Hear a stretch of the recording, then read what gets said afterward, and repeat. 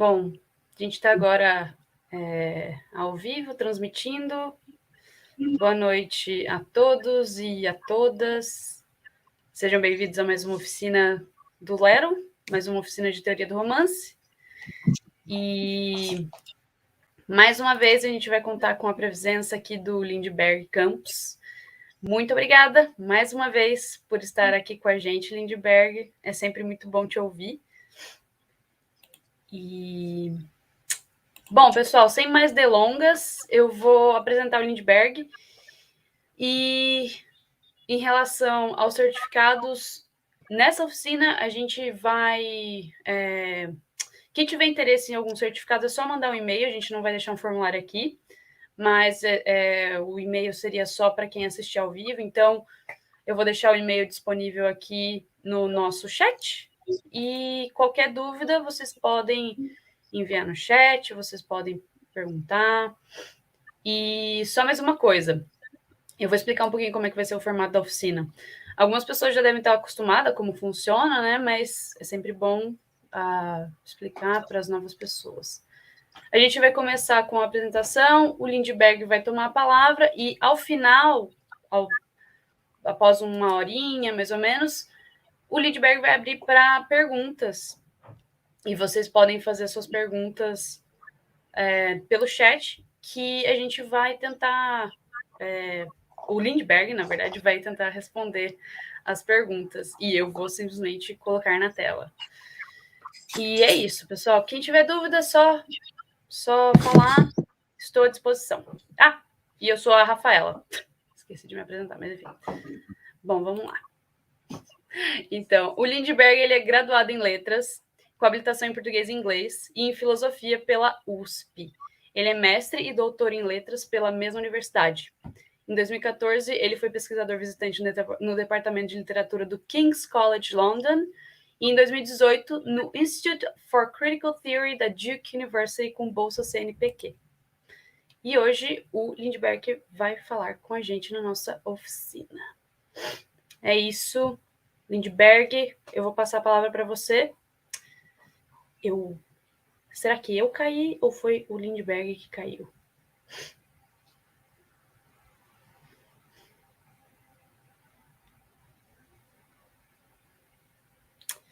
Bom, eu acho que a internet deu uma leve travadinha.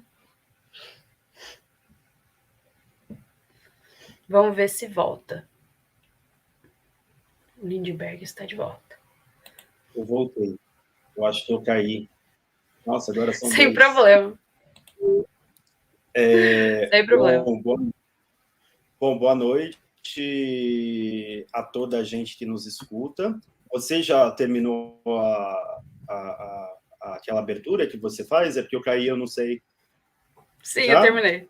Tá. Então, gente, novamente, boa noite a todo mundo que nos escuta. Agora a gente...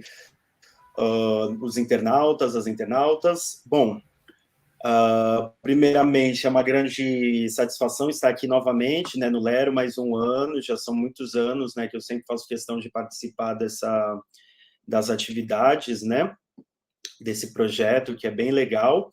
E esse ano eu propus, na verdade, né, um livro com o qual eu tenho trabalhado, aliás, com alunos de ensino médio há algum tempo, e é um livro de ficção científica que é muito conhecido por conta do filme, e eu já antecipo que eu não vou falar sobre o filme, eu vou falar sobre o livro, e o livro e o filme são muito diferentes mesmo.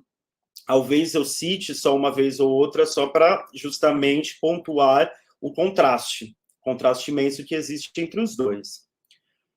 Bom, então, esse livro eu tenho trabalhado já há alguns anos com estudantes de ensino médio e conversando com alguns colegas meus que aí eles sim são mais especialistas, né, se dedicam de maneira mais pormenorizada, de maneira mais detida à ficção científica, à literatura de ficção científica. Eu sou um mero curioso e só depois de algum tempo que eu tive coragem mesmo de divulgar, né, esse trabalho que eu faço há algum tempo com um público mais amplo.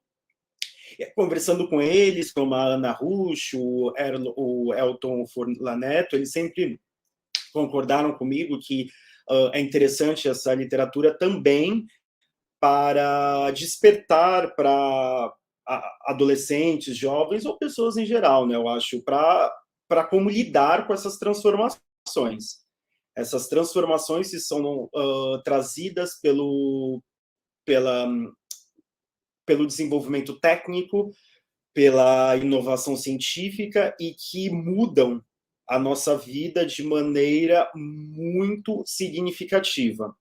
E, às vezes, até de maneira assustadora, né? Quando você fala sobre questões de transhumanismo, né? essa ideia da fusão do ser humano com a máquina, quando você se debruça sobre essas questões, do que já está sendo feito, do que já foi feito e do que esperam fazer em pouco tempo, é algo que desperta um certo terror nas pessoas, em algumas pessoas, né?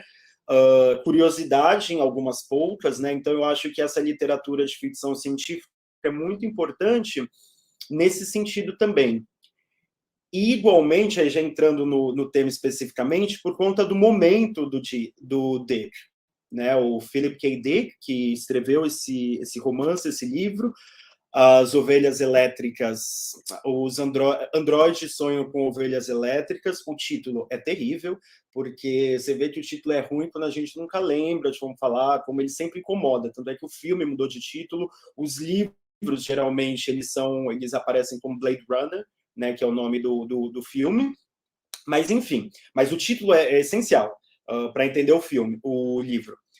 Então, o momento do Dick, ele é um momento que o Frederick Jameson, uma pessoa que se dedicou, um crítico cultural dos Estados Unidos, dedicou a obra do Dick e à ficção científica de maneira geral, ele falou que o momento do Dick é um momento de perda do senso de passado histórico e de futuro histórico. É como se, como a gente vai ver aqui, o Dick ele fosse capaz de ir contra a atrofia da imaginação utópica, de imaginar que o nosso mundo, da forma como ele está dado, ele não precisa ser assim e ele talvez não deva ser assim.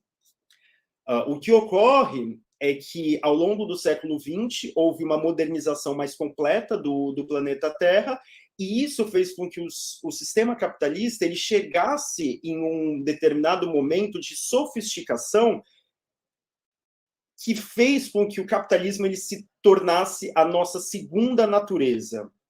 É como se o capitalismo ele tivesse uma perenidade que impede uma consciência histórica e que cria inúmeras dificuldades para movimentos oposicionistas. Né? Essa é a crise do nosso momento. Então, o Dick, ele seria interessante, o senhor Pinto, seria interessante também por conta dele transformar, olha que interessante a ideia do Jameson. O Dick, então, ele seria interessante por transformar o passado, o futuro, em presente. Olha que coisa louca, né? Por quê? Porque a ficção científica ela não estaria falando tanto do futuro quanto do presente. Então, a questão é justamente uma especulação em torno de elementos que já existem em germe, que já estão latentes. E que, ao fazer isso,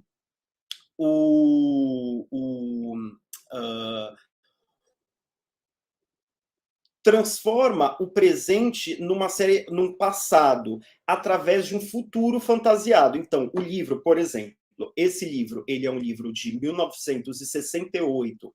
Então, esse livro, em muitos sentidos, ele fala de um presente que ele está vivendo, através de uma fantasia do futuro que, quando chega para nós, transforma-se em passado. E esse futuro é uma perspectiva de futuro que já está no passado. Então, é como se uma projeção do futuro fosse algo do passado. Ou seja, até a perspectiva de futuro é algo histórico. Eu não sei se fica claro isso. Então, é na própria forma da narrativa dele, da maneira de composição da ficção científica, que você cria uma possibilidade de futuro fantasiado, okay, que ficou no passado. Então, você ganha uma dimensão histórica, uma temporalidade, uma perspectiva temporal de que até as projeções de futuro, elas são historicizadas. Então, é como se existissem várias possibilidades de futuro em que elas podem ou não ser concretizadas. Bom, então, eu resolvi fazer um experimento hoje. Um experimento que é, eu transcrevi uma série de... Eu escrevi, né, eu coloquei num Word uma série de trechos do romance, do livro, para que a gente fosse lendo. Eu queria ficar muito rente ao texto e fazer um outro apontamento que desdobrasse um pouco as questões que ele coloca ali. Eu acho que esse daí é um método um pouco experimental que eu vou fazer aqui. Não sei até quando, então a gente vai fazendo até o momento que for a hora de eu ficar quieto. Então, eu vou começar agora só com um pequeno preâmbulo para jogar algumas coisas, e aí já partir direto para os trechos que eu selecionei. Porque esse livro, geralmente, quando falam dele, falam das questões que ele coloca, porque são muito interessantes, então eu entendo isso perfeitamente. Então hoje eu queria fazer uma coisa um pouco ao contrário. Eu queria me dedicar mais à letra do texto, correto? Então, como todos já sabem, esse livro ele se passa no futuro próximo imaginário, no qual a gente observa alguns aspectos da vida cotidiana em uma São Francisco drasticamente despovoada e em ruínas, graças à emigração e extinção em massa provocadas por uma guerra mundial nuclear. O resultado foi a presença permanente de uma poeira radioativa que bloqueia o Sol, inclusive. Então, é a carcaça mesmo de um mundo morto, né? O resultado, inclusive, o título da minha apresentação, Carcaça de um Mundo Morto, é uma expressão que está no próprio livro, no último ou penúltimo capítulo. O resultado foi a presença permanente de uma poeira radioativa que acelerou um programa de colonização de Marte e de fabricação de robôs humanoides para servir de mão de obra escrava e, portanto, como incentivo à migração. O abandono da Terra, então, né, dessa maneira, foi operado sob o signo de uma ameaça, o perigo radioativo, e de uma motivação, o servo androide. A minoria de humanos que sobreviveu à guerra e que ficou no planeta natal foi dividida em duas categorias, a saber, os regulares, os que ainda não haviam sido afetados pela radiação e que poderiam procriar e migrar para outros planetas, e os especiais, ou seja, aqueles que foram diagnosticados com uma doença degenerativa de impactos físicos e mentais, o que, consequentemente, os proibiu de se reproduzir e de sair da Terra. Foi tendo em vista essa morfologia social que é muito típica dos romances do Dick. Eu não sou um especialista no Dick, ele escreveu, esse homem era quase um grafomaníaco, ele escreveu muitos romances, muitos contos, né? Mas é uma coisa que acontece em mais de um romance, notadamente no Homem no Castelo Alto, né? Que é uma morfologia social dual, que o foco narrativo do romance, nesse romance, ele oscila entre um regular, o Rick Deckard, um caçador de recompensas contratado pelo Departamento de Polícia de São Francisco para assassinar androides que se rebelaram e fugiram para a Terra. É a isso que o filme dirigido pelo Ridley Scott se circunscreve. É só ao dilema e o amor dele pela androide lá. É só isso. E a questão do criador, criatura e tal, dos outros androides. Então, e oscila também em direção a um especial. Eu espero que hoje, pelo menos, a gente consiga abordar pelo menos os dois capítulos, um que mostra o Rick e outro que cujo foco de narrativo se concentra no John Isidore, um motorista que vive quase que em plena reclusão nos subúrbios vazios de São Francisco. Então, em termos narratológicos, esse livro pode ser considerado como representativo, né, da contação de história do Dick, porque ele faz uso de uma coisa que o Darko Suvin, chamou de técnica narrativa multifocal. Trata-se basicamente do uso de agentes narrativos como focos narrativos e como indicadores de classes sociais altas e baixas, ou de status de poder, quem tem muita margem de manobra, quem tem menos. Não é, portanto, nem o narrador neutro, isso vai ficar muito bem claro, superior e onisciente, nem aquele de primeira pessoa limitado ao ângulo das personagens centrais.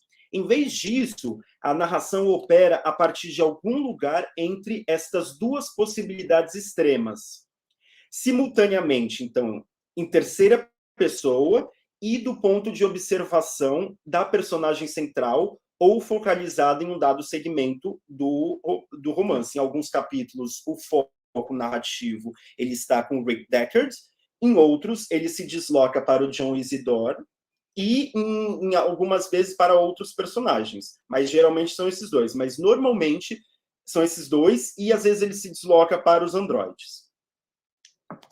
Bom, e tal procedimento é sempre claramente delimitado de outros segmentos com a focalização de outras personagens. Há ao menos 2 efeitos almejados por esse método: a produção de uma empatia, solidariedade, ou ao menos entendimento das diferentes facetas do conflito. A geração de um universo literário coletivo, onde as ações dos indivíduos do andar de cima ou do andar de baixo, de destruidores, o Rick Deckard, né, o Blade Runner, o Caçador de Android, e dos sofredores, o John Isidore, e os androides que ficam meio ali no meio, digamos assim, né? São enquadrados dentro de uma situação existencial que largamente as determina. Muito embora androides sonham com ovelhas elétricas não apresente uma estrutura polifônica, como ocorre em outros romances, como O Homem do Castelo Alto, de 62, e o Depois da Bomba, é o Dr. Blood Money, de 65, onde chegamos a ter 9 focos narrativos pessoais e que o caçador de recompensa seja claramente o centro narrativo privilegiado, esse livro não deixa de abarcar, né, por exemplo, a perspectiva dos androides em fuga, seja a partir deles próprios ou do processo gradual de reconhecimento e envolvimento por parte de Rick Deckard e John Isidore. Há uma espécie de educação sentimental nesse livro em relação à máquina. No livro, existe toda essa questão do Rick Deckard, ele descobrir que ele tem não apenas empatia pela máquina, pelos androides, mas também de se sentir sexualmente atraído por eles, né? Então é um prato cheio, né? Isso daí eles desdobram, né, em alguns filmes mais contemporaneamente, mas eu acho que o ponto ali é uma coisa anterior. Por exemplo, quando nós olhamos um iPhone, um carro, essas coisas, a gente fala, nossa, que bonito. Seria algo sinistro a esse ponto, de uma espécie evidentemente, que aqui é um ponto mais básico disso, mas eu acho que esse é o ponto de partida. E depois a androide feminina, e já fica muito mais óbvio, que se as pessoas elas se sentem atraídas até por bonecas infláveis, imagina um androide orgânico. Então, essa configuração foi um dos motivos que me fez me deter mais pormenorizadamente, em primeiro lugar, no contraste que existe entre o primeiro e o segundo capítulo, na medida em que já encontramos esses alicerces do romance como um todo. O primeiro capítulo é o Rick Deckard, o segundo é o John Isidore. E nesses 2 capítulos, todos os alicerces do romance são colocados, né? Com exceção dos androides, que depois eles são nomeados, né? Então, eu vou compartilhar aqui com vocês, eu não sei se eu preciso de ajuda da Rafa para fazer isso, present, né? Share screen ou slides? Eu não tenho slides. Ah, achei. Deu certo aqui, eu acho. Não tô... Ah, janelas. Achei. Bom, eu não sei se vocês estão conseguindo ver. Está aparecendo? Agora sim. Então, estamos aqui, né? Blade Runner, Android sonham com ovelhas elétricas. Gente, esse capítulo é muito interessante. Eu acho um dos melhores capítulos iniciais de romance que eu já li em toda a minha vida. Eu não estou exagerando. Por quê? Porque o Dick, ele é um excelente contador de histórias. Ele não está querendo fazer grande arte. Ele está querendo contar uma história, uma boa história. E ele é muito bom nisso. É uma coisa impressionante. Então, vamos lá. Uma curta e gostosa. Essa tradução aqui é a tradução que tem, né? Eu coloquei entre colchetes alguns termos que eu achei que precisava só dar uma olhadinha melhor para ver se só para deixar claro, né? O que está sendo dito no original, para não causar nenhum problema. Uma curta e gostosa onda elétrica lançada pelo alarme automático do sintetizador de ânimo ao lado da cama acordou Rick Deckard. Surpreso, sempre se surpreendia ao achar-se desperto sem ter sido avisado, levantou-se, ficou em pé de pijama multicolorido e se espreguiçou. Então, em sua própria cama, Erin, sua esposa, abriu os olhos cinzentos e pesados, piscou, gemeu e fechou-os novamente. Você regulou seu Penfield fraco demais, disse a ela. Vou reajustar isso aí, e você vai acordar e... Não mexe na minha programação. Sua voz se elevou, aguda e amarga. Eu não quero acordar. Ele se levantou ao seu lado e se inclinou sobre ela e explicou com doçura. Se você regular a onda no nível alto, vai ficar feliz quando acordar. É só isso. Quando você programa em dó, ele ultrapassa a barreira do limiar da consciência. É assim que acontece comigo. De modo carinhoso, até porque se sentia de bem com a vida. Afinal, a sua programação tinha sido em ré. Ele tocou o ombro nu e pálido da esposa. Tira essa mão de policial de cima de mim. Não sou policial. Ele se irritou, embora não tivesse escolhido esse sentimento. É pior, é um assassino contratado por policiais. Nunca matei um ser humano na minha vida. Sua irritação cresceu. De fato, já tinha se transformado em hostilidade. Só aqueles pobres Andys.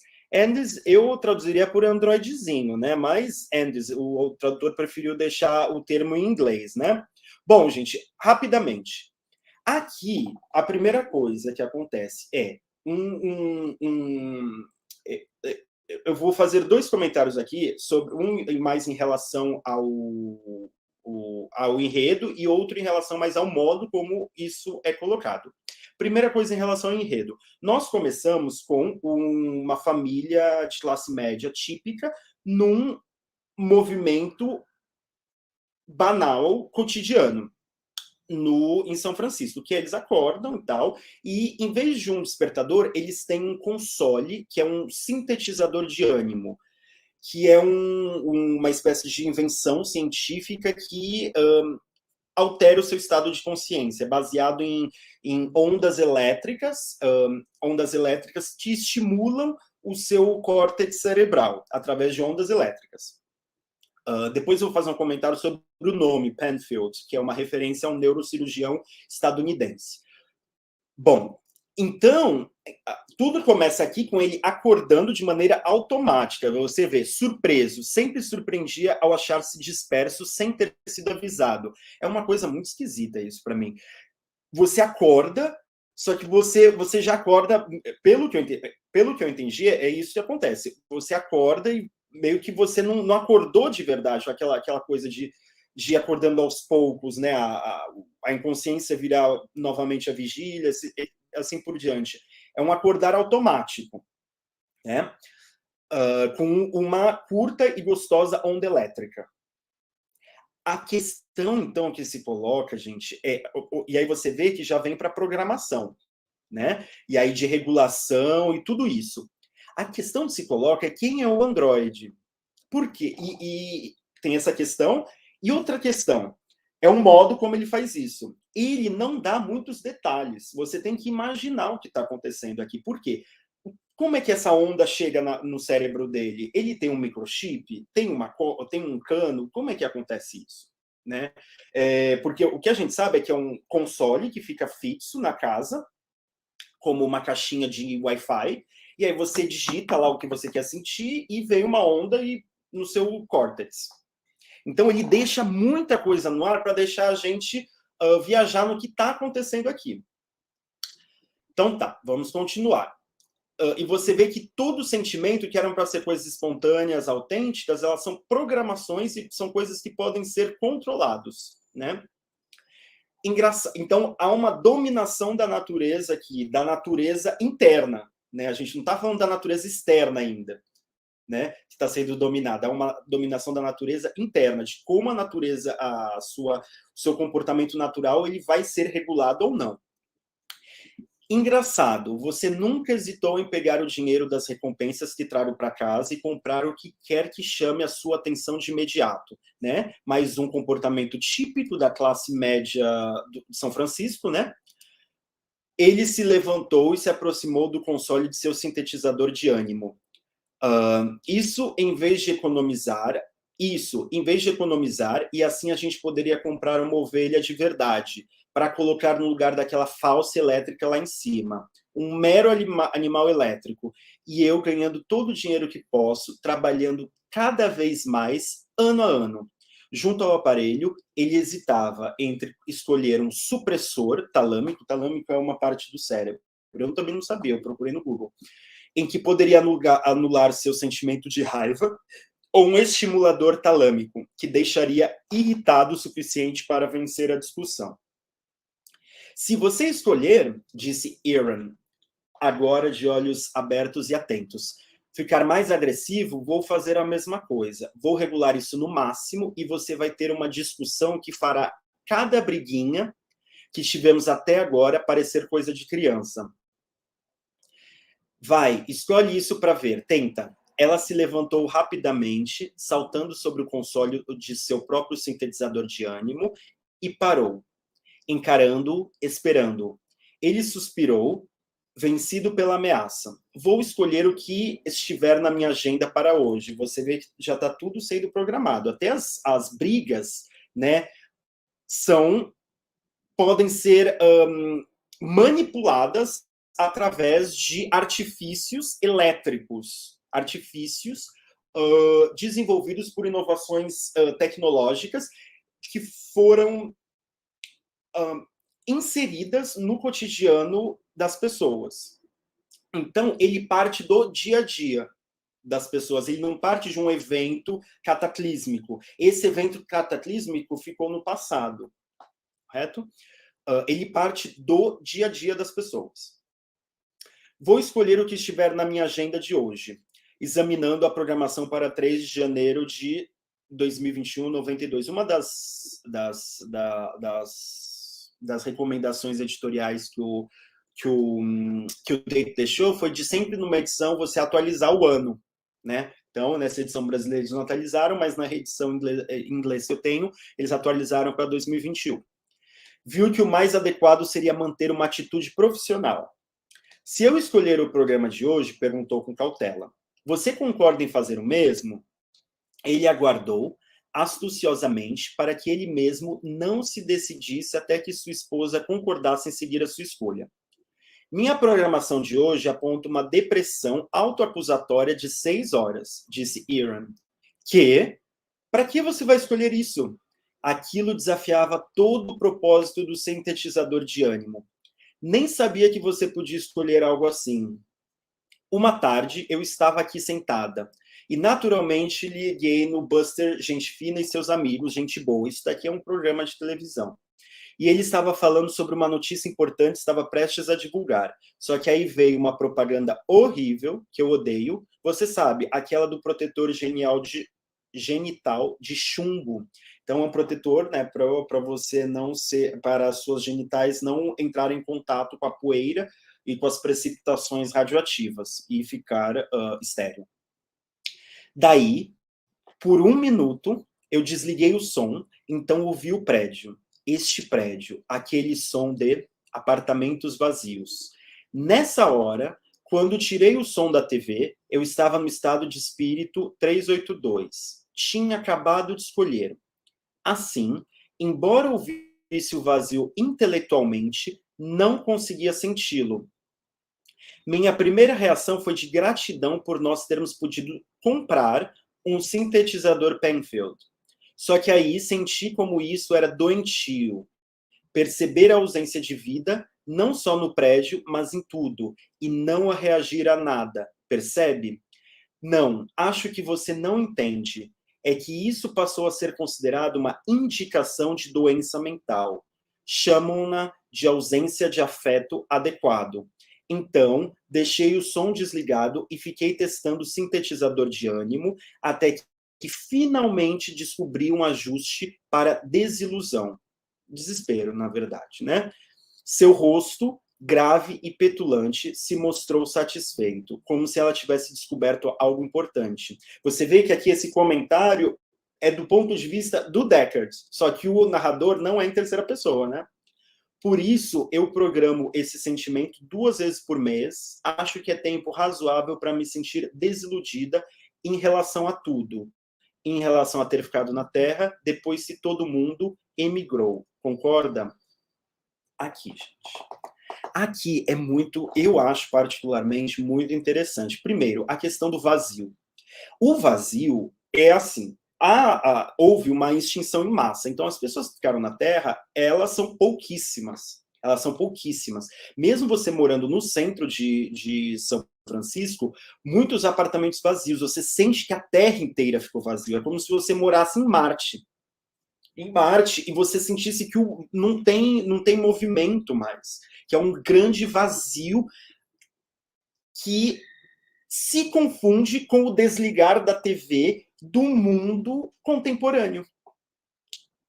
Quando a gente liga a TV, a gente coloca uma música para evitar o vazio angustiante do nada, digamos assim. Aquela angústia entre o nada antes de nascer e o nada depois de morrer, e você ali no meio sofrendo uma angústia. Só que aqui, essa angústia, essa ansiedade, ele cifra no desligar da TV e no vazio de um mundo que já está morto. Não tem mais animais, praticamente não tem luz do sol, praticamente não há florestas, não há vegetação, mas, graças à tecnologia, eles conseguem sobreviver, né? Então, aí, o que acontece? Eles conseguem sobreviver, inclusive emocionalmente, com esse sintetizador de ânimo. A questão, então a gente pode imaginar que ela é a doida. Só que é ao contrário, a meu ver. O livro ele faz uma inversão aqui. Ele tem uma atitude positiva em relação ao trabalho, uma perspectiva de futuro, tudo isso. Tanto é que ele fala que não precisa do sintetizador de ânimo para sentir essas coisas, para acordar bem, acordei, feliz. Ela já não. Ela, como uma dona de casa, fica em casa, fica entediada, né? Então, você vê que é aquela coisa é quase um... Qual o exemplo mais próximo que eu posso pensar assim? É quase como vocês pensarem alguns temas românticos. Assim, é quando você quer sentir um sofrimento dilacerante para você sentir vivo. A desilusão amorosa, a melancolia sendo cultivada como um último sinal, um último relampejo de uma intensidade na existência, na própria subjetividade. Né? Eu não sei se fica claro isso. É aquela coisa do... Às vezes eu me às vezes eu me machuco para eu sentir alguma coisa. Ou a ideia do amor platônico, de que você... Agora veio na minha cabeça um exemplo do Kierkegaard ou do Lukács, daquele texto que ele faz do Kierkegaard, mas isso não importa, é só a ideia, né? Que ele, o cara, ele não fica com a mulher porque ele queria cultivar o sentimento. Ele não queria que o sentimento que ele sentia por ela se manifestasse em uma relação real, então ele abandona a vida real, para que o sentimento não deixe de ser ideia e vire matéria, e a matéria muda e se transforma. Então, você recusa o sentimento, a relação com os outros, para você ter aquele sentimento, mesmo que seja de dor, de sofrimento, para você cultivá-lo e viver do cultivo daquilo. Aqui é isso que ela está querendo, mais ou menos isso que ela está querendo sentir. Ela quer sentir um desespero, porque ela está cansada de viver nesse mundo de faz de conta de que você simplesmente regula ali e você sente uma felicidade artificial. Ela quer uma autenticidade, ela quer um desespero, né? E que ele não entende isso. Ele não consegue entender.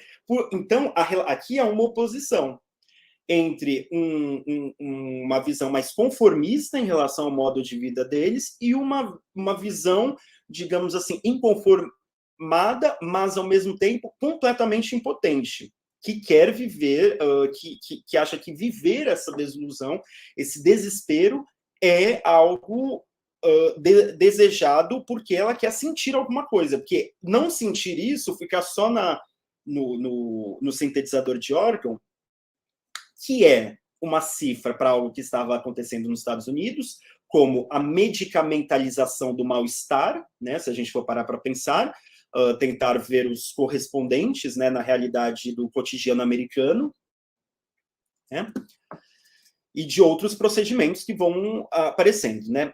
Mas no estado de espírito desses, disse o Reich, pode fazer com que você fique nele em vez de selecionar outro. Uma desilusão como essa, a respeito da realidade total, se auto-perpetua. Programa um reajuste automático para 3 horas depois. De sua mulher disse insinuante. 1481. Percepção das múltiplas possibilidades abertas para mim no futuro. Uma nova esperança que... Conheço bem o 481, ele interrompeu. Tinha escolhido essa combinação várias vezes, confiava bastante nela. Escuta, disse, se sentando em sua cama e puxando as mãos dela para que ficasse ao seu lado. Mesmo com uma interrupção automática, é perigoso mergulhar numa depressão de qualquer tipo. Esquece o que você programou e eu vou esquecer o que programei. Vamos dois digitar 104 e ter essa experiência juntos. E aí, você continua nesse estado de espírito enquanto eu troco o meu por minha atitude profissional de costume. Assim, eu vou querer dar um pulo no terraço, checar a ovelha elétrica e depois ir para o escritório. Nesse meio tempo, vou saber que você não ficou aqui mofando com a TV desligada. Ele soltou os dedos finos e longos dela, passeou pelo espaçoso apartamento até a sala de estar, que ainda exalava um cheiro suave dos cigarros da noite anterior, né? Mais uma substância, né, para preencher, né, essa ansiedade, para lidar com essa ansiedade, né? Então ligou a TV, ouviu a voz de Iran, vir lá de sua cama. Não suporto TV antes do café. Escolhe o 888, disse o Rick. Vontade de assistir TV. Não importa o que esteja passando. Não sinto vontade de escolher nada agora. Então escolhe o 3. Não vou escolher algo que estimule o meu córtex cerebral a ter vontade de escolher. Eu deixei em negrito essa parte porque são os poucos traços do que a gente tem de como funciona essa máquina, né? Se não quero escolher, não vou escolher. E querer escolher alguma coisa agora é o impulso mais estranho que eu consigo imaginar. Então você vê, ela está percebendo que isso daí é uma invenção de ir contra a própria natureza dela, né? E ela está sentindo uma violação da própria natureza. Só quero ficar aqui sentada na cama e olhar para o chão. Sua voz ficou cortante, com nuances de desolação, como se a sua alma tivesse congelado e ela tivesse parado de se mover como se uma instintiva, onipresente névoa... Blá, blá, tá. Ok, desisto. Vou escolher qualquer coisa que você queira para mim. Até um orgasmo. Estou tão mal que até isso eu encaro. Que inferno, que diferença faz? Essa palavra assim, do orgasmo é muito importante aqui. Então, a vida não é só dor, é orgasmo também. Mas você vê que ela tem uma indiferença em relação a tudo. Porque se a gente pode ficar bem ou ficar mal, tanto faz. Não é? Tanto faz. E você vê que é um vazio existencial muito profundo, só que ele dessublima. Ele traz para o concreto porque ele traz para o cotidiano. Cotidiano de compras, de televisão, de carro, de acordar, de tomar café da manhã, de falar com o vizinho, de ir para o trabalho. Vou escolher algo para a gente, diz Rick Disse, levando-a até o quarto. Lá no console dela, ele escolheu 594. Agradecido reconhecimento da sabedoria superior do marido sobre todas as coisas. Em seu próprio sintetizador, ele escolheu a opção criativa e vigorosa, atitude em relação ao trabalho, embora disso ele sequer precisasse. Essa era sua vontade habitual, inata, mesmo sem o estímulo mental artificial de seu Penfield. Então, aqui nós temos ao menos dois tipos de programação cerebral, né? A programação cerebral inata e a programação cerebral do órgão sintetizador que se cruzam, né? Nele. E ela chegou, olha, para mim tanto faz, tanto fez, né? E todo livro será uma jornada de aprendizado dele, que durante o qual,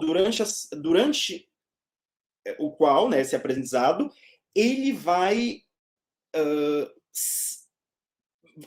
será produzido um estranhamento entre ele e o mundo onde ele vive, e o que ele faz, que é o trabalho, que é matar os androides. Né? Então, haverá não só então uma educação sentimental, uma educação empática, né? Um reconhecimento do androide como outro, sem cair numa reconciliação entre ser humano e técnica, ser humano e máquina, que acontece no filme, né? E que aqui não. O final é totalmente diferente, é completamente distinto, né? O final do filme, para quem lembra, ele e a Rachel, que é a androide feminina com quem ele tem uma relação sexual, eles saem de cena, eles fogem juntos. Aqui não. Ele finalmente consegue comprar uma cabra e ela vai lá e mata a cabra. E ainda tem relação sexual com ele só por um interesse muito pragmático, e ela já teve com vários outros, porque ela é uma androide feminina criada para se deitar com os caçadores de androides. Ela foi designada pelo produtor, pela corporação que cria esses androides, para se deitar com os caçadores de androide, para que eles desenvolvessem uma empatia pelos androides e desistissem de matar os androides. Então ele fica puto com ela, né? Ele fica... é o contrário do que acontece no filme, né? Bom, então, eu vou fazer alguns pequenos comentários a respeito desse primeiro. Não vai dar tempo de fazer quase nada, mas pelo menos eu acho que algumas coisas dá para a gente, então, pegar por aqui. Bom, sobre esse primeiro capítulo, né, que a gente leu a primeira parte do primeiro capítulo. A segunda parte é ele pegando o carro ali no jardinzinho, brincando com o cachorrinho dele, que na verdade é uma ovelha elétrica, e conversando com o vizinho. Então, o que eu chamo aqui as ruínas futurísticas do sonho americano. Ruína futurística. De novo, é o futuro fantasiado do passado, que na verdade era baseado num presente, né, que é a temporalidade do D que eu comecei falando. Então, as ruínas futurísticas do sonho americano. Como se verifica, essa cena inicial desse romance consiste em duas cenas de momentos típicos do American Way of Life, mas que foram deformados por uma invenção científica que se tornou parte determinante do cotidiano e por certos aspectos daquela realidade que, por ora, são apenas indicados. né? Como várias coisas, né? Que depois vão ser explicadas sobre esse universo. A princípio, o que vemos é um casal comum de classe média acordando para mais um dia rotineiro em suas vidas. A esposa fica em casa e o marido sai para trabalhar de carro sem deixar o carro voador, né? Deixar de passar pelo jardim para brincar com o animal de estimação e bater um papo com o vizinho. Entretanto, o que de fato ocorre é algo bastante macabro, né? Algo bastante macabro. Não sei se vocês conseguiram acompanhar, mas é algo bem, bem estranho.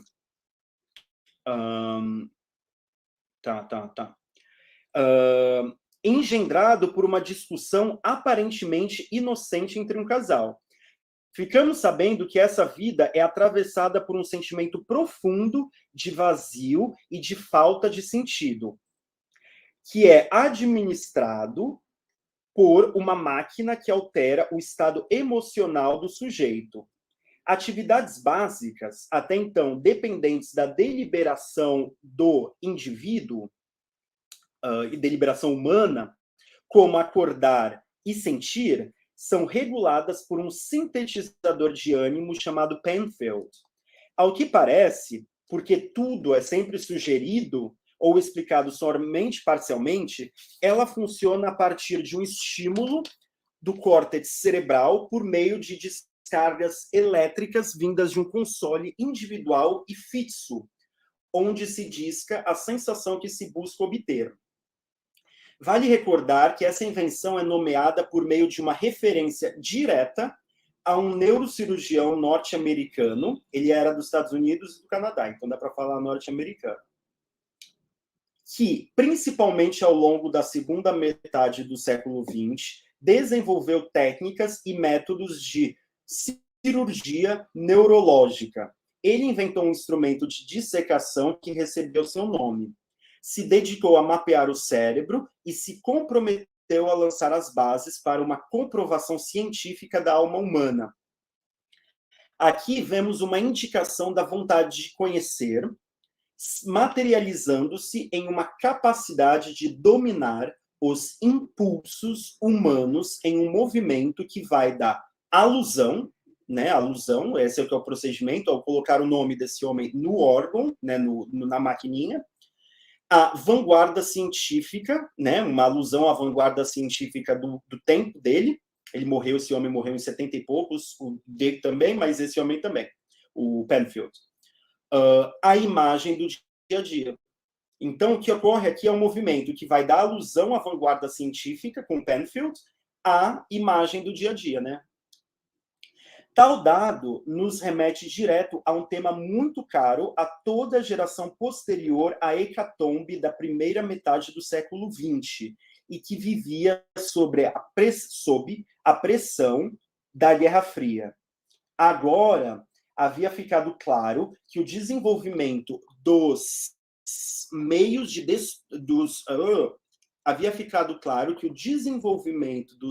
produção era intimamente ligado ao desenvolvimento dos meios de destruição. Bem como que o progresso técnico não só ensejava uma emancipação virtual do ser humano, mas também a condição de possibilidade de uma dominação nunca antes vista. Livros como A Dialética do Esclarecimento, do Adorno e do Horkheimer, O Eclipse da Razão, do Horkheimer, de 47, os dois, né? 44, 47, A Obsolescência do Homem, de um alemão chamado Kurt Anders, O Homem Unidimensional, de 64, do Herbert Marcuse, O Antiédipo, do Guattari e do Deleuze, O Inconsciente Maquínico, do Guattari, de 79, e por aí vai. Só para citar alguns. Todos esses livros, e mais todo um espírito de época, apresentam uma gama de análises e prognósticos muito diversos, mas que, no conjunto, indicam uma preocupação mais ou menos comum: o avanço da dominação da natureza externa e interna por intermédio da inovação científica. E aqui eu vou simplificar no último o que isso significa. Quanto mais toda a natureza é vista como uma confusão de coisas variadas, já que a natureza ela é vista como coisas variadas, então ela tem que ser dominada para você conseguir controlar, para você conseguir organizar o mundo, né? Ela é vista assim porque ela não corresponde com o que o ser humano deseja, né? Com o que o ser humano, ao uso do ser humano, né? Então, tudo é visto como um mero objeto em relação aos sujeitos humanos. Então, o sujeito, ele, ao transformar todos os domínios do ser em um campo de meios, leva à liquidação do sujeito que deveria fazer uso deles. Então, se tudo é só objeto para o ser humano, né, tudo um meio, não há uma relação de conexão, então tudo se transforma em meio, inclusive ele próprio. Né? Eu não sei se fica claro isso. O ser humano, no processo de sua emancipação, partilha o destino do resto do seu mundo. Eu estou citando aqui o Horkheimer. A dominação da natureza envolve a dominação do homem. Essa é a palavra, é a parte mais importante. Cada sujeito não apenas tem de tomar parte na sujeição da natureza externa, né, quando você transforma a natureza de acordo com o uso, humana e não humana, mas, a fim de fazê-lo, né, de dominar a natureza externa, humana e não humana, deve sujeitar a natureza nele mesmo. Não sei se isso fica claro. A dominação torna-se internalizada pelo bem da própria dominação, o que é geralmente indicado como uma finalidade, a felicidade do indivíduo, a saúde e a riqueza, ganha sentido exclusivamente por sua potencialidade funcional. Né? Se a sociedade ela está virada para gerar a felicidade e riqueza humana, isso daí é só por uma questão de finalidade. Qual é a função que isso vai cumprir? Se isso é verdade, então essa renúncia do indivíduo na sociedade industrial para gerar riqueza, felicidade e essas coisas, não tem qualquer finalidade que transcenda essa industrialização, essa sociedade industrializada, esse avanço técnico. O que se torna, de fato, o fim é o avanço técnico em si e para si. Não é mais a felicidade humana. Por quê? Porque a felicidade humana, a riqueza, tudo isso é subordinado a essa sociedade, ao desenvolvimento. O Marx, quando ele vai desenvolver isso, ele mostra que o motor, ele é desenvolvido, não, as coisas que são desenvolvidas a partir de motor não são desenvolvidas porque o motor foi criado, mas o motor, no caso, de vapor, depois de combustão e depois o nuclear, eles são desenvolvidos para atender certos fins que são criados socialmente. Né? Então, o órgão Penfield, por exemplo, ele foi criado não para garantir a felicidade humana, mas porque a felicidade humana ela tem uma função na gestão, na administração social. Correto? No controle da própria natureza do indivíduo, que pode atrapalhar o próprio progresso, a automatização da sociedade industrial, né? A automação, né? E a automação é justamente isso, é quando o ser humano ele é substituído no processo de uma máquina. Se antes você usava a ferramenta, depois a máquina ela passa a ser ela mesma a ferramenta e o ser humano passa simplesmente a supervisionar. Então, essa substituição, essa aqui é a questão. Então, grosso modo, a evolução de meios tendo como fins a mera autopreservação dá ensejo à subjugação do próprio indivíduo, que deixa de ser agente para se tornar mais um objeto. Nos termos do livro do Dick, isso deságua na formulação de uma questão que está cifrada no próprio título, que ganha a silhueta de algo absorvível pelo debate público e que vai ser reiterada ao longo do romance. Afinal, quem é o robô? No entanto, o que mais gostaria de chamar a atenção é o modo representacional escolhido pelo nosso autor. A inquietação filosófica dele é até bastante clara, né? Bastante óbvia. Sobretudo se pensarmos na totalidade de sua prosa ao longo dos anos 50, 60 e 70. A título de exemplo, lembremos a temática da passagem do velho perigo, encapsulado pelo cientista maluco, por detrás da bomba, e aí tem o Dr. Strangelove, do Kubrick, mais ou menos da mesma época, depois, o 2001, todas essas sessões é um espírito de época mesmo. Ao novo perigo presente na conexão entre correntes neopragmáticas, a eletrônica contemporânea e o complexo industrial militar estadunidense. Contudo, a questão que se coloca é o porquê de ele fazer questão de expor meditações existenciais, seus dramas psicológicos correspondentes, dentro da banalidade do cotidiano da vida privada de uma família de classe média. Aqui eu vou arriscar um palpite de que é um esforço de coletar contradições latentes e de alto grau de complexidade e de sublimá-las em um formato de parábola, implicando o cidadão comum, né? Então, o cidadão comum, ele entra nessa história toda aí do sujeito automático, da racionalidade, que se transforma em irracionalidade, por aí vai. Ansiedades solitárias e dados perturbantes da efetividade, nesse caso, da automação da gestão do mal-estar. Isso daqui, eu gostei dessa minha formulação. Ansiedades solitárias e dados perturbantes da efetividade, por exemplo, a automação da gestão do mal-estar ou da medicalização do mal-estar, são percebidos como expressões de problemas deveras complexos, ao mesmo tempo que são transfigurados em imagens muito significativas e de fácil apreensão dentro do quadro de um gênero da cultura de massas. De massa, né? Da dita cultura de massa, né? Que é o sci-fi, ou essas coisas. Há aqui o oferecimento de um pacto entre escritor e leitor, a partir do qual uma mediação em níveis de leitura é oferecida para quem estiver exposto à sua contação de história. Caso se deseje somente uma fábula, ainda que em muitos sentidos sinistra e que não prescinde do autoquestionamento, né? Porque isso daqui está nos questionando, aliás, né? Será que é isso mesmo que a gente quer? Elidir o sofrimento da vida? Será que é isso? Será que quanto mais a gente acumula coisas que a gente consegue comprar, que nos distraem, é isso que a gente quer? Será? E também todos os questionamentos do próprio trabalho dele, enfim, o livro vai colocando uma série de questões, né?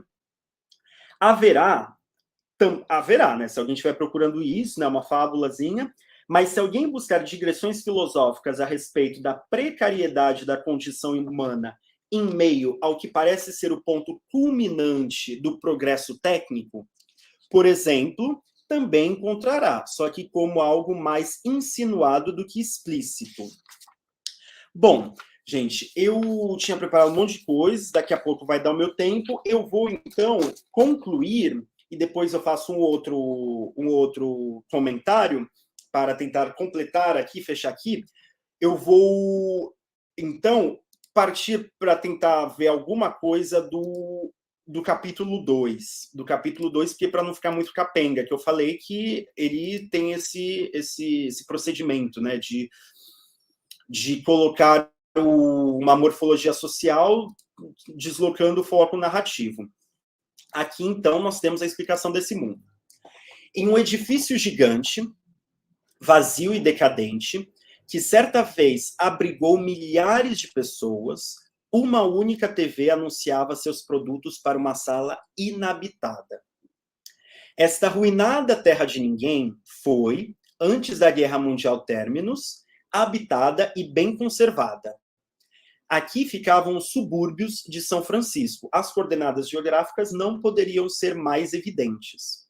Então, ele está falando do desenvolvimento técnico com conhecimento de causa. No Brasil, nos anos 60, não dava para fazer um romance desses, né, gente? Então, vamos combinar, né?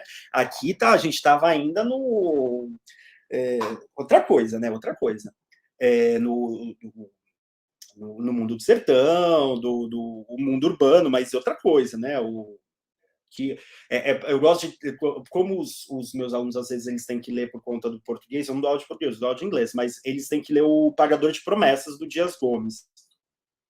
Então, eu gosto de... Mas não comigo, né? Com outros professoras.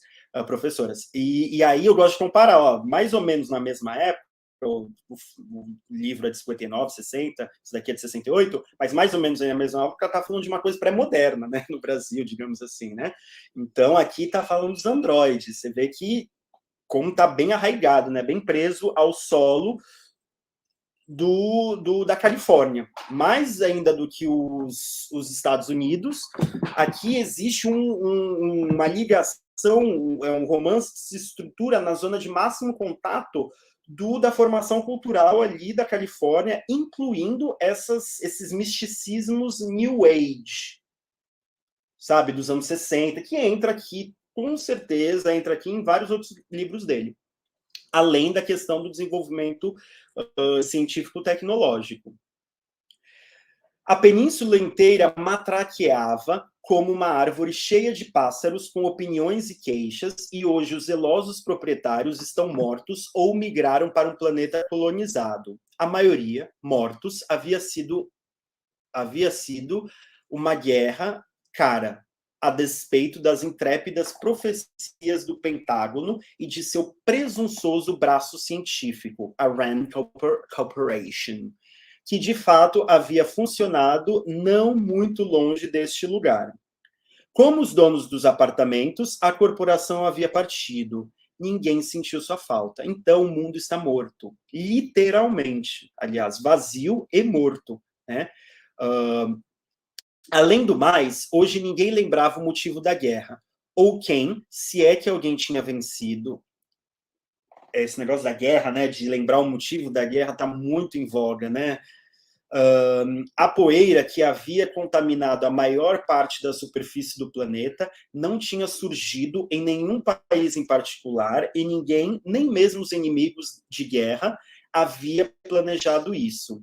A primeira coisa que aconteceu foi a estranha morte das corujas. Olha que engraçado, ele usa os animaizinhos também, que some no filme também, os animais. Como um certo simbolismo, né? A coruja, né? A primeira que morre, a coruja normalmente é associada com a inteligência, a sabedoria, né? A primeira que morre. Ele compra finalmente uma cabra. A cabra, ela é morta. Então, a cabra, o bode, né? É um animal ligado ao sacrifício, né? A tragédia, né? A tragédia é um bode expiatório, né? Que é utilizado para purificação, como uma coisa para pedir aos deuses que pare uma situação uma situação problemática, como uma praga, alguma coisa assim. Então ele vai usando vários animais ao longo do livro como também certos simbolismos, né? Na época, isso tinha parecido quase divertido. Os gordos e fofos pássaros brancos caídos aqui e ali nos jardins e nas ruas. Como só eram vistas depois do crepúsculo, quando vivas, ninguém percebeu seu desaparecimento. Pragas medievais haviam se manifestado de maneira semelhante, na forma de muitos ratos mortos. A praga, contudo, vinha de cima. Depois das corujas, claro, seguiram-se outros pássaros, mas então o mistério tinha sido descoberto e compreendido. Um tímido programa de colonização estava em curso antes da guerra. Mas agora que o Sol havia parado de brilhar sobre a Terra, a colonização entrou em uma fase inteiramente nova. O Elon Musk prometeu, né, que a gente vai começar a colonizar Marte em breve. Em conexão com isso, uma arma de guerra, o guerreiro sintético da liberdade. Então, você vê, olha que interessante, eu imagino que o Dick, ele não estava assim tão antenado, eu acho que não tinha uma rotina teórica, de estudo teórico, assim, para escrever o livro. Mas você vê que aqui ele tem uma intuição muito interessante, que é do desenvolvimento da ciência a serviço de propósitos militares, né? E que ele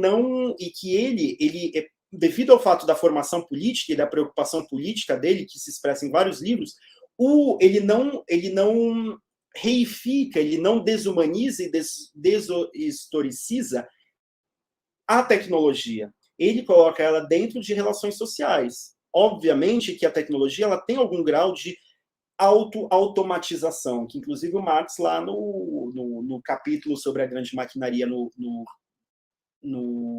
do primeiro livro do Capital, ele fala, né, que a grande maquinaria surge quando máquinas começam a fazer máquinas, né? Então, já lá no século XIX.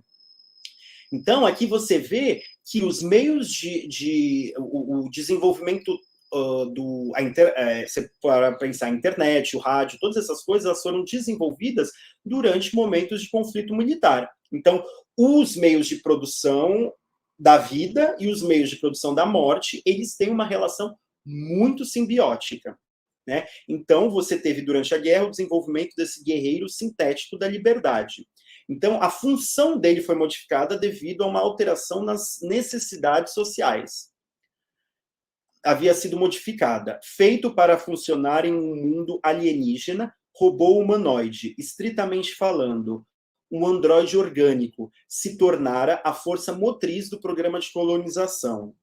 Sob a lei das Nações Unidas, cada imigrante automaticamente ganhava um androide do subtipo que quisesse. E por volta de 1990, 2016, a variedade de subtipos desafiava o entendimento do mesmo jeito que os automóveis americanos nos anos 60.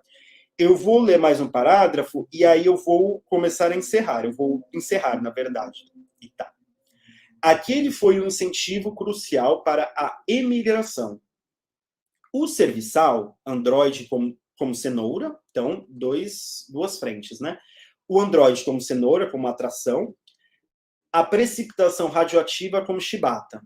As Nações Unidas facilitaram a imigração. O difícil, se não impossível, era ficar. Vagabundear pela Terra significava, potencialmente, ver-se de súbito classificado como inaceitável biologicamente, uma ameaça à imaculada hereditariedade da raça. Uma vez classificado como especial, um cidadão, mesmo que aceitasse ser esterilizado, era excluído dos registros da história. Efetivamente, ele cessava de fazer parte da humanidade, e mesmo assim havia quem tivesse declinado de migrar. Aquilo, mesmo para os envolvidos, constituía perplexa irracionalidade. Lógico, todos os normais já deveriam ter emigrado, talvez mesmo, deformada como estava, a terra seguisse familiar, algo a que se apegar. Ou possivelmente os não-emigrantes imaginassem que a cobertura de poeira pudesse dissipar um dia. Em todo caso, milhares de indivíduos permaneceram, a maioria deles concentrada em áreas urbanas onde pudessem ver um ou outro fisicamente, onde sentissem sua mútua presença. Essa questão da solidão e do esforço de ficar junto é uma coisa também que vai aparecer em outras obras dessa época, que mostram essa decadência do ser humano, da própria ideia de humanidade, como o Esperando por Godot, do Beckett. Para quem lembra da peça, o final é justamente esse. Ele fala, então eu vou embora, vou deixar você, não lembro se é o Pozo não sei o quê. Aí o outro falou, tá bom. Então eles começam a brigar, e um diz que vai abandonar o outro. Aí termina os dois, falam, não, vamos ficar juntos. E aí continua, e aí termina a peça, né? Não termina exatamente aí, mas é um pouquinho logo depois já termina a peça. Essa coisa de ficar junto, né? Que seria essa última fresta, né?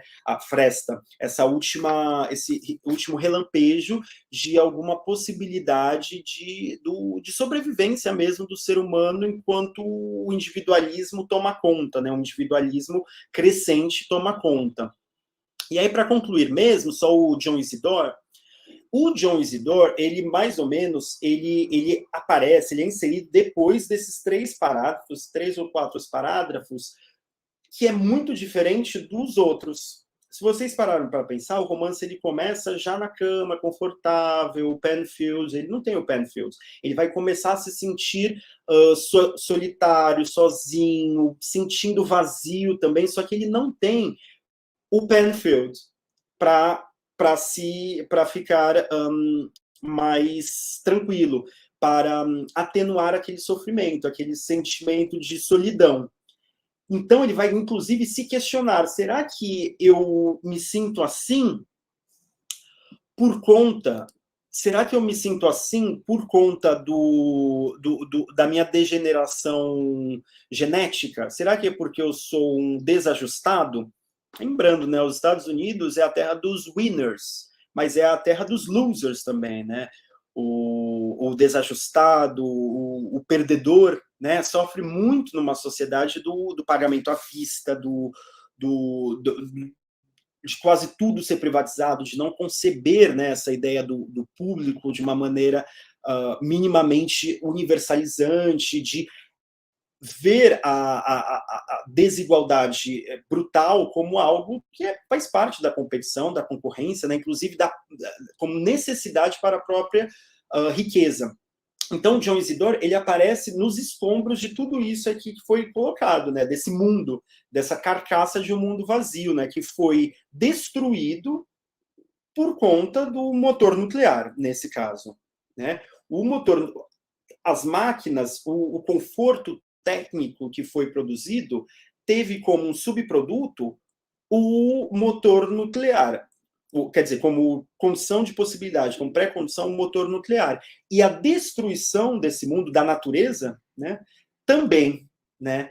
Então, o John Isidore, ele entra aqui sob esses escombros,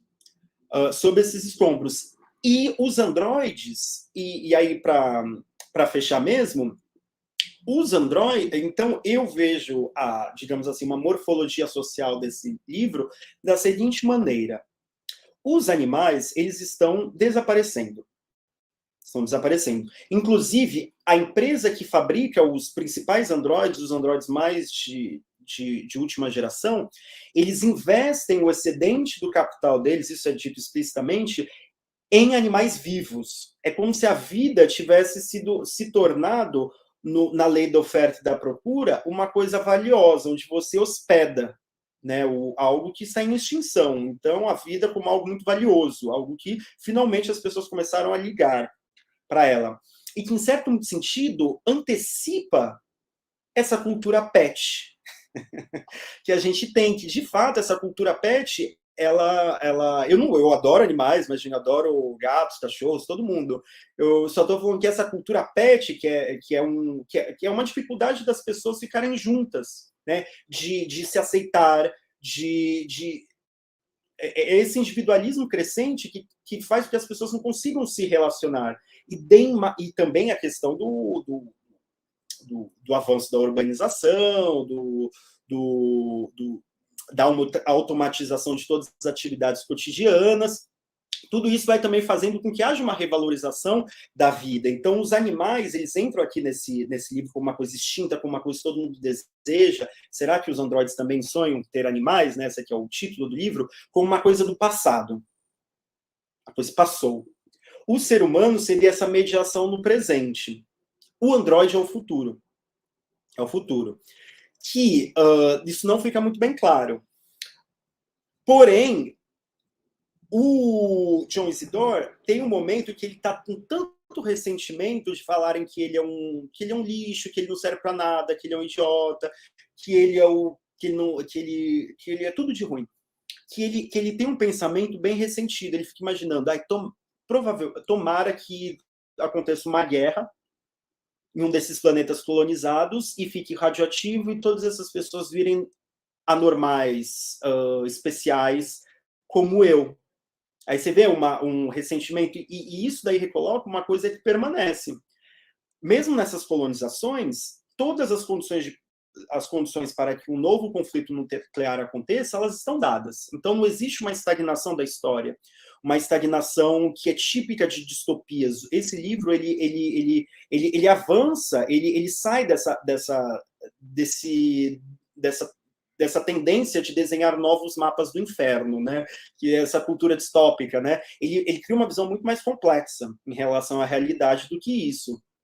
Que há uma permanência do horror, porém, essa permanência do horror, ela mostra que existe um caminho cheio de percalços, intransponíveis, outros com os quais você aprende a lidar. E aí, para concluir mesmo, o porquê de eu dizer que os androides sejam o futuro. E o porquê dele não aderir à ideia desses novos mapas do inferno. Eu adorei essa expressão, é do Darko Seven, né? Porque às vezes, né, você vê uns Ishiguro da vida, né? Umas distopias assim, muito doidas, tipo Black Mirror, essas coisas, né? E parece aquelas coisas da Idade Média, né? Que o pessoal desenhava os mapas do inferno.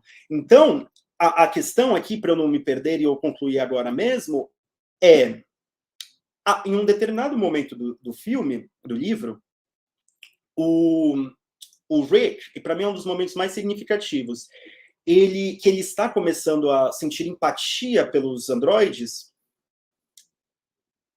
além do fato de uma das androides dele ter tido que matar, ser uma cantora de ópera, né? Ele se emocionou. Como assim eu posso me emocionar com uma androide cantando ópera aqui na minha frente, né? A flauta mágica. É a flauta mágica, né? E o transforma tristeza em felicidade, né? E ele fica pensando, se esses androides foram capazes, porque ele é um caçador de androides, caçador de recompensas, que tem que assassinar androides que eram servos, eram trabalhadores rurais em Marte. Por quê? Porque os seres humanos não podem ficar ali tentando, né? Não vai sair nada, né? Eles até falam no romance, né? Não vai sair nada dali, ficar ali em Marte, né? Tentando trabalhar a Terra, que é impossível. Mataram seus senhores, se rebelaram, mataram seus senhores e fugiram para a Terra. Ele fica pensando, se esses androides são capazes de se rebelar, é porque eles ambicionam alguma coisa melhor. Então, se eles ambicionam alguma coisa melhor, como essa androide que eu tive que matar, mas não foi ele que matou, mas enfim, não importa. Ele matou todo o resto, né? Ela também ambicionava ser uma coisa melhor. Ela não queria só ficar lá trabalhando numa terra que não vai sair nada. Ela queria ser uma cantora de ópera. Então, se todos esses androides vieram para cá, é porque eles têm a ambição de ser alguma coisa a mais. Então, eles não são só máquinas inertes, né? Então, é uma questão que ele coloca, que eu não acho que isso signifique que haja uma reconciliação entre homem e máquina, entre o ser humano e a técnica. Eu acho que não é por aí que ele vai, porque a máquina, inclusive, se rebela contra ele, né? A Rachel mata a cabrita dele, a cabra, né, que ele compra. Então, eu acho que aqui ele cria uma visão complexa, que aí depois das perguntas, das questões, eu posso me demorar um pouco mais sobre isso. Bom, acho que é isso, eu fiz aqui sei lá o que eu fiz, mas eu espero que não tenha ficado muito confuso, né? Não ficou nada confuso, Lindbergh. Inclusive, parabéns pela sua apresentação, foi excelente. E obrigada. Obrigado, Rafa, você é muito generosa comigo. Não tô sendo não. Mas a gente já tem algumas perguntas e, bom, vamos lá, né? Bora lá. Essa daqui é do Tobias, que ele fez no comecinho, assim, da sua fala, que eu provavelmente já foi respondido, mas, né, vamos colocar aqui. Berg, meu caro, a literatura de ficção científica busca atualmente enfocar principalmente na análise distópica. De que forma esta distopia retrata o capitalismo tardio? Então, eu tinha... depois eu falo um pouco essa parte, mas o que talvez eu possa dizer em relação a essa produção cultural distópica, que ela é muito forte, né, principalmente no audiovisual, mas alguns autores celebrados também, eles fazem uso, né, desse gênero, dessa forma cultural, como o Kazuo Ishiguro, né, que ganhou o Prêmio Nobel. Ele tem aquele livro, né, Não Me Abandone Jamais, Never Let Me Go, uma coisa assim, que é bem perturbador, né? Bom, que vai também para uma linha diferente, também uma linha muito mais sentimentalista, mas o que eu poderia dizer em relação a isso é uma pista que o Jameson próprio coloca, né? Que eu acho, da maneira como eu penso, da maneira como eu vejo as coisas, essa produção distópica, ela tem muito a ver com o diagnóstico do capitalismo tardio, do capitalismo contemporâneo. O próprio modernismo, ele já tinha essa questão, mas era diferente. Os autores do modernismo, europeu, principalmente americano, aqui também um pouco, mas principalmente na Europa, ali nos anos 10, 20, 30, até os anos 40, eles tinham uma ênfase sobre o tempo. Sobre o tempo. Entre outras razões, porque eles ainda faziam parte de uma geração que tinha contato com outras gerações que viram o mundo pré-modernizado, que tiveram contato e que viam ainda, né, reminiscências, uma persistência de modos de vida tradicional. E aqui eu não estou querendo também fazer uma visão passadista, nostálgica, não é nada disso. É só de um diagnóstico de que, se para aquela geração já havia uma ansiedade de querer preservar a memória de que esse modo de vida que nós vivemos, essa maneira de produzir e de se relacionar com as pessoas, ela tem data, ela tem passado, tem presente e vai ter algum futuro. Nos anos 60, principalmente quando os Estados Unidos ele é um vencedor inconteste, né, uma hegemonia muito grande, mas que você vê já o negócio ruir, né, no final dos anos 60, você vê ali a necessidade de chamar atenção para isso. Então, a literatura distópica, ela entra... Qual é a questão? Qual é a grande questão da literatura distópica? Esse horror, é a permanência do horror.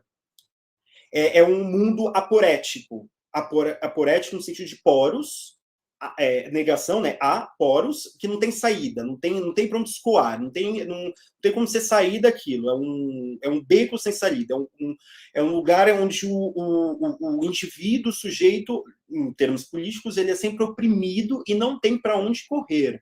Né, o final do 1984 é exatamente isso. Quando ele acha que tinha uma esperança, não, era só mais um mecanismo do sistema para dar alguma esperança para entreter as pessoas, né, dentro daquele sistema. Então, eu acho que a literatura distópica, ela tem a sua falsidade, mas tem a sua plausibilidade e a sua verdade nesse sentido, de que hoje em dia é muito difícil para as pessoas imaginarem um mundo alternativo ao capitalismo. E principalmente quando a gente imagina que o conflito entre o bloco China-Rússia e o bloco Europa-Estados Unidos, eles são variáveis mais ou menos da mesma coisa. Né? Se antes ali ainda existia na Guerra Fria um comunismo ou todas essas coisas, hoje em dia nem isso mais tem. Então, eu acho que a literatura distópica ela tem a ver com essa percepção de uma perenidade do capitalismo, que vai ao encontro dos traços mais genéricos, traços mais gerais da própria forma distópica, né? Que é essa circularidade, né? Não tem saída. Muito bom. A gente tem agora uma pergunta do Lucas. Vou colocar. São duas partes, tá? Ah, que bom que tem perguntas, porque das outras vezes não houve, Lucas. Mano.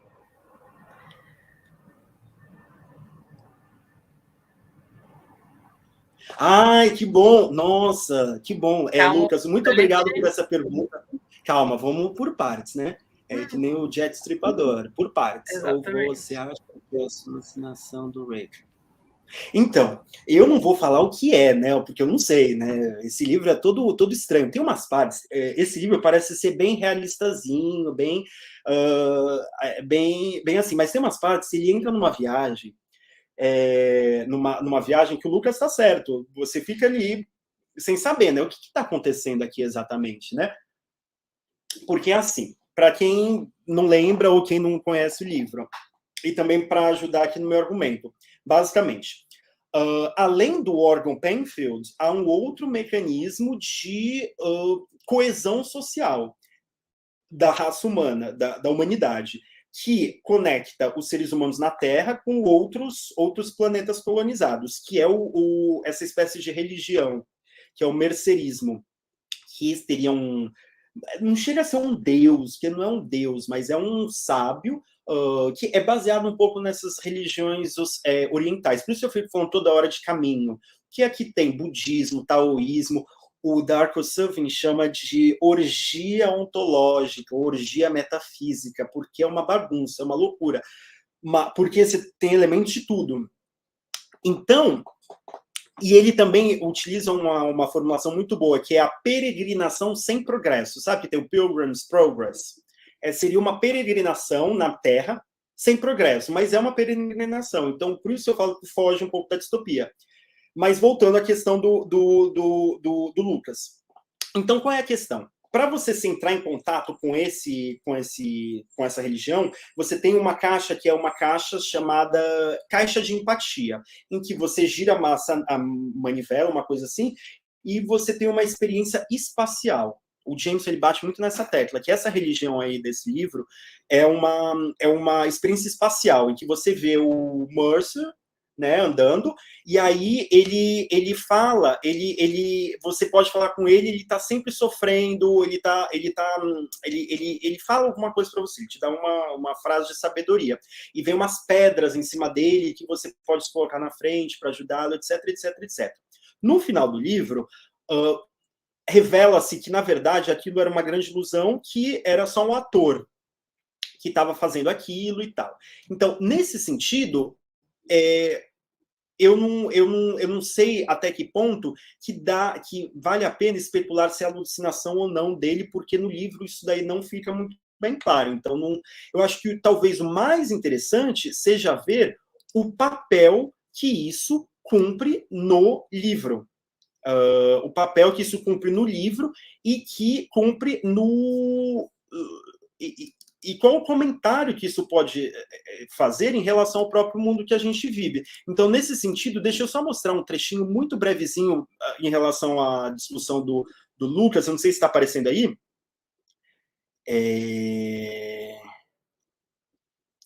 Deixa eu ver aqui. Bem rapidinho. Tá, não é o hotel. Ai, gente, essa cena é tão boa dele indo dormindo, indo para a cama com a Android. Não, não é aqui.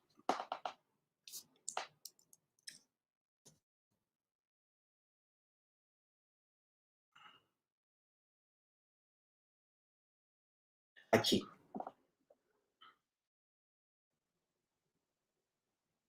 Então, essa religião ela é importante porque... aqui, achei.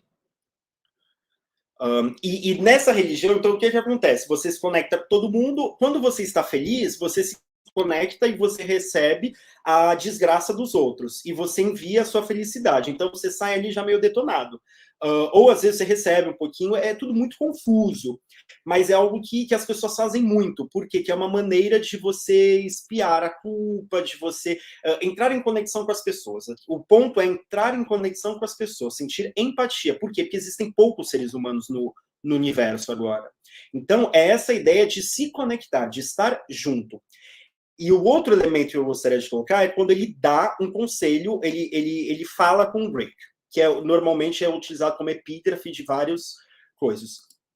Então, ele está falando aqui, um homem parou diante dele, que é esse Mercer, que o Lucas está falando, uma triste luz em seus olhos cansados, banhados de dor. Mercer, disse Rick, ele está aqui no limbo, lá, quando eles entram nessa experiência aí com a caixinha de empatia. Sou seu amigo, o velho disse, mas você precisa continuar como se eu não existisse. Consegue entender isso? Tem a morte de Deus também aqui. Não, respondeu Rick. Não entendo isso. Preciso de ajuda. Você vê que é o ser humano tentando encontrar uma resposta, né? Até num certo misticismo. Como posso salvá-lo? Disse o homem. Se não posso salvar a mim mesmo. Então, é como se Deus, essa entidade, ela não pudesse nem se salvar. As pessoas já não acreditam mais nela. Ele já é uma farsa. Sorriu. Você não vê? Não há salvação. Então, para que serve isso? Perguntou Ray. Para que você serve? Para mostrar que você não está sozinho. Essa questão que eu tinha colocado lá no começo, né? Estou aqui com você e sempre estarei. Vai e faça a sua tarefa, mesmo que você saiba que é errado. Por quê? Por que eu deveria fazer isso? Vou largar meu emprego e emigrar, né? Ele está naquela dúvida existencial de continuar matando androide ou não, para ganhar dinheiro. Você será requisitado aqui a fazer coisas erradas, não importa onde vá. Então não tem como fugir. Disse o velho, é a condição básica da vida, ser obrigado a violar a sua própria identidade. Em algum momento, toda criatura vivente deve fazer isso. É a sombra derradeira, o defeito da criação. É a maldição em curso, a maldição que alimenta toda a vida, em todo lugar do universo. Então, aqui ele foi, né, pro negócio mais metafísico, que é essa coisa. Mas, ao mesmo tempo, você vê que não é uma questão distópica. Por quê? Porque é uma espécie de você se habituar que o caminho ele não tem salvação, não tem paraíso na Terra, não tem nada. O caminho é sofrimento e gozo também tem essa parte do gozo. Mas não adianta ele emigrar, ele parar de trabalhar com aquilo, e mudar a vida vai fazer com que ele... Isso é uma gota de sabedoria para todos nós, né? Porque você entender, não, a minha vida tá uma droga. Tudo bem, pode mudar. Mas não se preocupe, porque mais cedo ou mais tarde alguma coisa ruim vai ser recolocada. Esse vazio, esse sentimento de desconforto, ele vai se rearticular. Você vai ser obrigado, por exemplo, se você...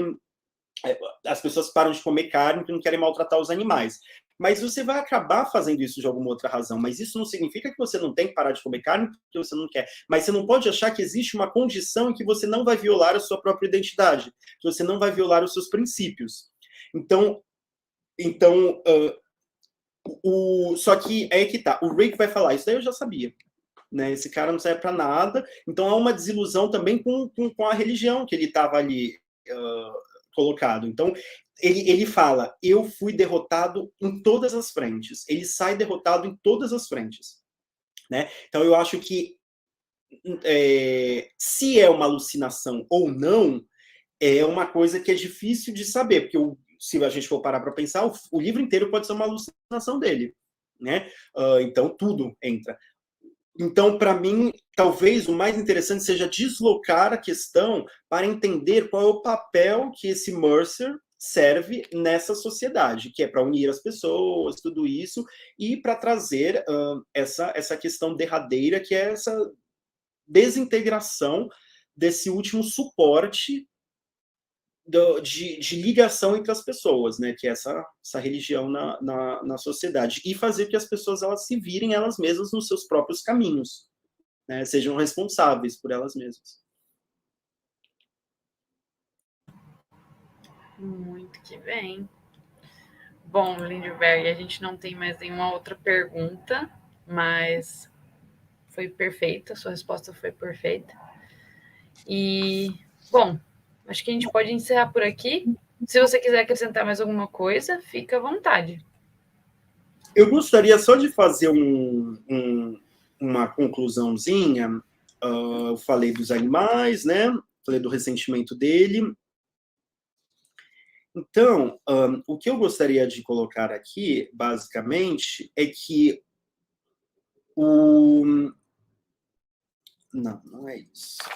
Então, é mais, então, fechar só essa última coisa aqui, que é a questão.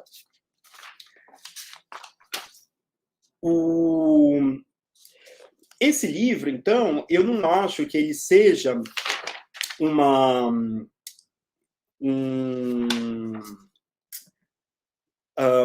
ilustração, um reflexo da base econômica do capitalismo no final dos anos 60. Eu não acho que ele é um produto da consciência que espelha a sociedade na qual ele foi redigido. Esse romance, tampouco, ele pode ser enxergado como a reprodução simplificada de ideias mais elaboradas que se encontravam à disposição de seu autor. Na verdade, eu acho que o que pode ser dito é que esse escrito, né, esse romance, ele subordinou todas essas determinações, né, e dados a uma lógica interna, uma lógica própria, transfigurando-os e remanejando-os de modo que possamos ver algo que escapa, porque difuso e disperso. Então, apesar de fato, existir uma certa ideologia, hoje em dia, de crença, que versa sobre a crença na onipotência da tecnologia, né, hoje em dia, então que, no limite, o capitalismo é algo inelutável, né, a luta por um modo de vida alternativo saiu do radar para sempre, então nós temos que criar uma nova naturalização do nosso modo de vida, uma deshistoricização. Esse livro, ele abarca isso que eu acho mais interessante, ele abarca essa crença, e ele fica brigando com ela a todo momento. Porque em outros livros ele é mais propositivo, ele é mais, digamos assim, ele adere a uma política utópica. Nesse, já a política utópica, ela recede, ela é diminuída, e o que acontece é mais esse embate, né? Esse embate em que ele coloca, né? Ele coloca essa questão, né? De que a sociedade atual ela teria criado uma capacidade, a ordem social vigente, né? Ela teria desenvolvido uma capacidade de eliminar gradualmente todas as possibilidades de crise, e teria encontrado uma solução técnica para as contradições e de integração das classes sociais rebeldes e evitar explosões políticas. Eu acho que ele tem isso, esse elemento, mas ele redimensiona tudo isso em torno de outra coisa, que é, e aí eu termino com isso, independentemente da querela em torno da mistificação contemporânea, da sociabilidade existente, né, se ela é irreversível ou não, o que se pode dizer é que Dick, nesse romance, o Sr. Pinto produz um pessimismo aberto. No meu entender, não há propriamente uma autonomização e subsequente dominação total da técnica sobre o homem, ou tampouco uma reconciliação entre homem e técnica. O fato de ser plenamente possível que ocorram guerras nucleares nas colônias já aponta para um girar em falso que não eliminou a concorrência e o tipo de propriedade que garantem a perenidade e o eterno retorno de conflitos altamente destrutivos. Contudo, isso também aponta para um antagonismo que repele tentativas de estabilização de sistemas de dominação e de neutralização da história. Esse romance, com certeza, parte de um procedimento distópico bastante comum de levantamento das contradições efetivas, latentes ou manifestas, e as reelabora ao extremo, colocando indivíduos, ora com mais, ora com menos margem de manobra, em situação angustiante. No entanto, e é nisso que ele se afasta da trilha distópica, ele assim procede criando acomodações, respostas pessoais autênticas e rearticula os impasses. Em uma palavra, há um caminho, mas este é repleto de percalços específicos e gerais, alguns ultrapassáveis e outros intransponíveis. É verdade que sua revelação tem a ver com um destino inescapavelmente entrópico. Tudo nesse mundo é assim, tudo nesse mundo ele está decaindo. Ele cria uma coisa que se chama Kipple, que é bagulho. Então está tudo virando pó. É como se você, imagina, você tem as cidades, aí passou 1 milhão de anos, 1 milhão não, menos, né? Mas que tudo já está virando pó para se diluir no mundo já vazio, sem gente, vazio, esse silêncio. Isso já vai acontecendo e os seres humanos nessa terra morta já estão vendo isso. Então, tem esse destino inescapavelmente entrópico, onde tudo, mais cedo ou mais tarde, decai, bem como que seu planeta está morto e sem nenhuma perspectiva de ser regenerado enquanto eles vivem, nessas pessoas. Além disso, não se pode perder de vista que o ensaio de concórdia entre homem e máquina, através de sua educação empática pelos androides, terminou na aniquilação de todos que tinham por missão exterminar, e no rompimento com Rachel. Ou seja, ele não quer mais matar os androides, mas ele fica visitando ali, mas vai lá e mata todos.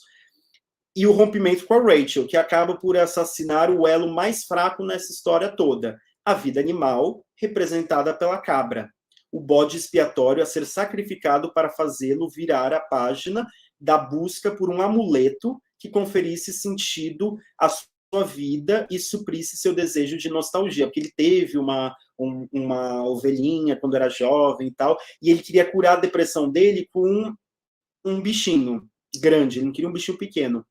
E aí eu concluo com isso. No entanto, é igualmente correto verificar que o Deckard e o Isidore não saem os mesmos. Isso é importante. Há uma curva de aprendizado. A agonia do Deckard aparentemente o fez abandonar certas ilusões e a romper com o trabalho que passou a considerar indigno. O fez aprender que o que acha ser o bom no humano não é necessariamente algo que se reduza à constituição anatomo-fisiológica. Já Isidore aprendeu que não era o único a se vestir, a sentir vazio em um mundo morto, e partiu para uma nova procura, um desejo de alteridade. Ele diz no final, quando o Rick mata todos os amiguinhos androides dele, que ele ficou amigo dos androides, né? Ele fala assim, vou deixar este prédio, onde ele morava sozinho, né? Vou morar mais perto da cidade, onde há mais pessoas, é porque ele é gadinho. Então, ele fala que não quer morar perto do Rick, o Rick até tenta, né, ficar amigo, mora no meu prédio, vamos morar junto. Ele fala, não, você matou os meus amiguinhos androides, não quero ficar perto de você, mas eu vou para mais perto da cidade. E aí, por fim, eu penso que nesse livro, e certamente se considerarmos em consideração a obra do Dick como um todo, vamos ver a armação de uma visão complexa. Uma simplicidade narrativa e uma voz lacunar que permitem entrever pessoas através de relações interpessoais profundamente impactadas por um meio mais amplo. Apesar de haver um presente quase absoluto, não há estagnação pura. As personagens habitam a carcaça de um mundo morto, sem chances de ressuscitar, e tal atitude visionário-poética, profética, na verdade, totalmente artificial, isso daqui não existe, isso daqui, gente, muito bem claro, entendeu? Isso daqui não é o futuro, não é uma profecia, não é nada. É totalmente artificial. Precisa ser entendida mais do que uma projeção. Essa que eu acho que é a questão. É quando você lê aqueles aforismos de religiões, como o taoísmo, outras religiões, que cada pessoa tem uma interpretação, que é aquela coisa, são frases que aí produzem no indivíduo um pensamento automático, né? É mais ou menos isso aqui que ele quer. Ele quer produzir uma reação espontânea em cada um ao se deparar com essas imagens. Então, é uma atitude visionário, profética, totalmente artificial, que precisa ser entendida mais do que uma projeção. Ela só é plenamente compreendida como uma parábola que distorce a realidade para melhor enxergá-la, que desequilibra as forças do sujeito para melhor dimensioná-las em relação ao que interessa e ao que é vão. Isso não quer dizer que androides sonham com ovelhas elétricas, preveja o futuro ou nos mostre o real. No lugar disso, o que parece estar em jogo aqui é um chamado desesperado para que não abramos mão do que mais se aproxima de uma salvação e que nos distancia de uma automação total, a nossa prática de se autoquestionar, né?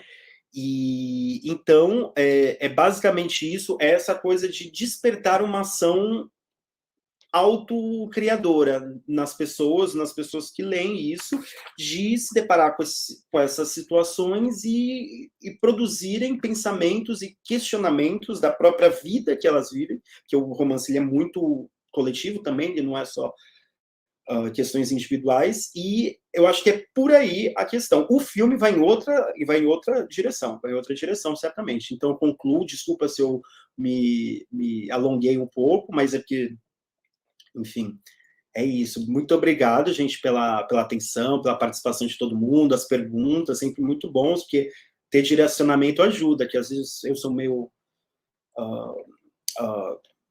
penso um monte de coisa ao mesmo tempo, aí as perguntas ajudam bastante. Obrigado, Rafa, também pela sua generosidade, por organizar e tudo. Obrigada, não, obrigada a gente, Univer, pela sua fala, foi muito boa. Aqui tem alguns comentários, né? Obrigado, foi muito esclarecedor. E, bom, pessoal, obrigada pela presença até agora. Lindbergh, obrigada pela sua fala. E, pessoal, é isso. A gente vai encerrar por aqui. E obrigada pela presença. Mandem uma mensagem para o nosso e-mail que eu deixei no chat. E é isso. Obrigada pela participação de todos. Tenham todos... aqui, ó, alguns comentários bem legais. Muito obrigada pela apresentação. É muito fofo, que legal. Esse ano eu fiquei meio de capa abre-alas do Lera, né? Eu geralmente eu apresentava no segundo semestre, mas foi bom também. Eu gostei, é bom dar Gostei também. Eu tenho certeza. E assistam os próximos, que eu vi lá, tem um pessoal bem legal, com umas coisas muito interessantes também. Sim, isso. Obrigada, Lindbergh. Estou quase esquecendo. Acompanhem a nossa programação desse semestre. Vai ser bem legal e tem bastante coisa. Sim. Pessoal. Isso aí.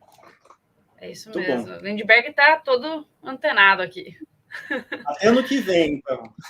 Exatamente, até ano que vem. Pessoal, é isso. Obrigada. Acompanhem o Lero nas redes sociais. E é isso, gente. Boa noite para vocês. Boa noite, Lindbergh.